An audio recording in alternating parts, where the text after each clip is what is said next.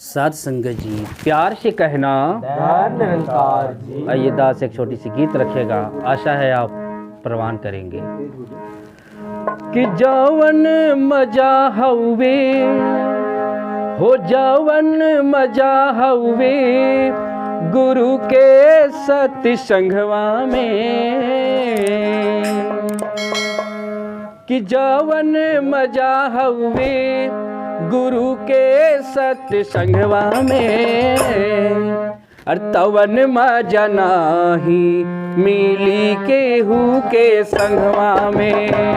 तवन मजा नाही मिली केहू के संगवा में। तवन मजा नाही मिली केहू के संगवा में। जवन मजा हवे जवन मजा हवे गुरु के सत्य संगवा में। तवन मजा नाही मिली केहू के संगवा में। तवन मजा नाही मिली केहू के संगवा में। संगवा में तवन मजा नाही मिली केहू के संगवा में। तवन मजा नाही मिली केहू के संगवा में। स्वर्गो में ना हुए सत्य संगे वाला माजा। स्वर्गो में ना हुए सत्य संगे वाला माजा। आधी घड़ी संगत कैले कट जाले बाधा। आधी घड़ी संगत कैले कट जाले बाधा। स्वर्गो में ना हुए सती संगे वाला माजा। आधी घड़ी संगत कैले कट जाले बाधा। मस्ती छौली रहली मस्ती छौले रहली हरदम मनवा में। तवन मजा नाही मिली केहू के संगवा में। तवन मजा नाही मिली केहू के संगवा में। तवन मजा नाही मिली केहू के संगवा में। सत्संग कैले मिली खुशियाँ अपार हो।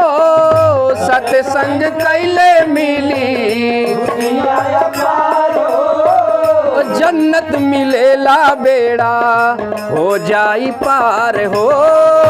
जन्नत मिलेला बेड़ा हो जाई पार हो। सत्संग कैले मिली खुशियाँ पार हो। जन्नत मिलेला बेड़ा हो जाई पार हो। चयन शांति रहली चयन शांति रहले हरदम मनवा में। तवन मजा नाही मिली केहू के संगवा में। तवन मजा नाही मिली केहू के संगवा में। तवन मजा नाही मिली केहू के संगवा में।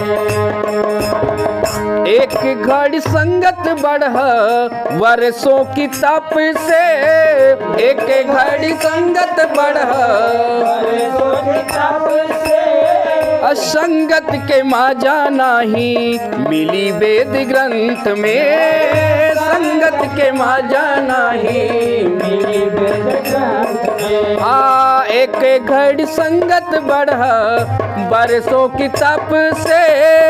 संगत के मजा नाही मिली वेद ग्रंथ से।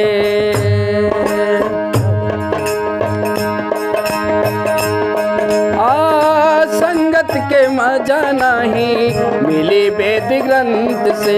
सत्संग वाला मजा सत्संग वाला मजा कतही ना जहनवा में। और तवन मजा नाही मिली केहू के संगवा में।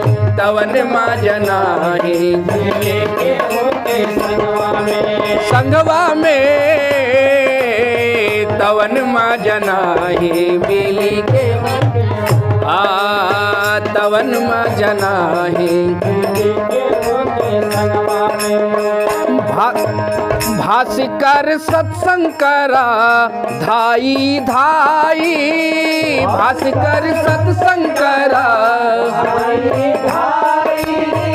मन के सुकून मिली खुशी घर आई, मन के सुकून मिली खुशी घर आई। भास्कर सत्संग करा धाई धाई, मन के सुकून मिली खुशी घर आए।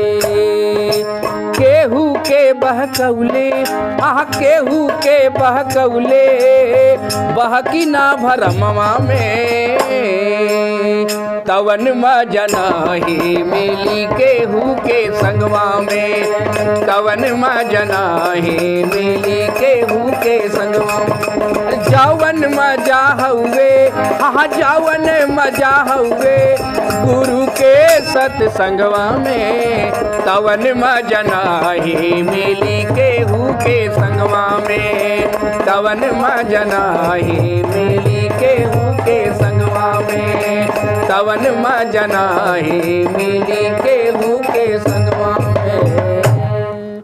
साथ संगत जी प्यार से कहना